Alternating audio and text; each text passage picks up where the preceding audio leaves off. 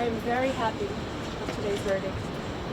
I am proud of the other two girls, the other two women that testified. It was an extremely difficult journey for all of us to relive our traumas and to go through it in open court.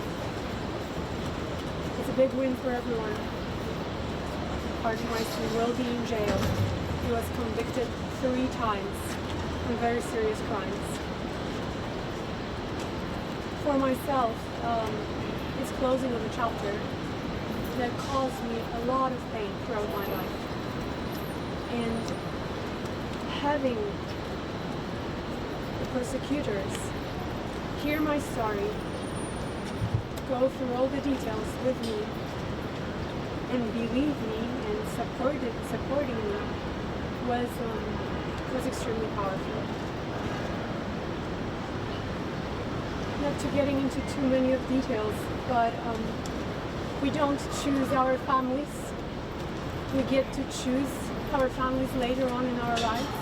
I'm so proud and I'm so happy that I have these 2 amazing women beside me, right by me, and the prosecutors who did an amazing job, who put their hearts in this case and finally put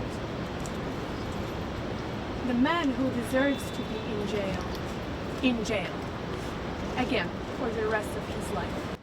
Thank you. Today's verdict is a step towards justice, even if it's not a complete one.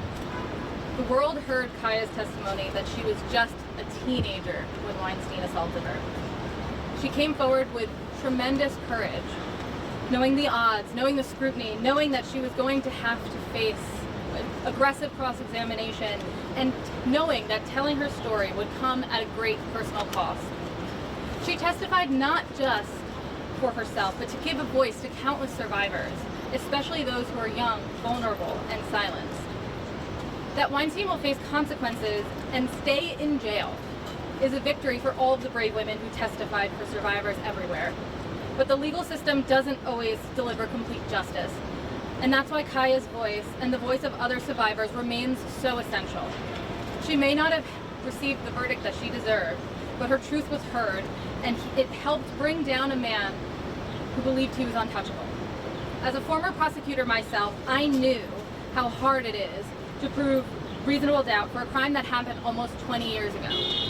I made sure Kaya knew it too, and she still stood in her truth, and history is going to remember her for that.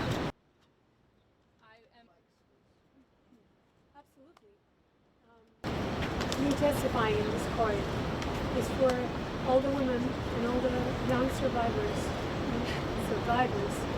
who has been victims of sexual assault and domestic violence. Unfortunately, I suffered from both of these traumatic events. And I truly hope from the bottom of my heart that standing here right now will give courage to others to speak up, to don't suffer in silence.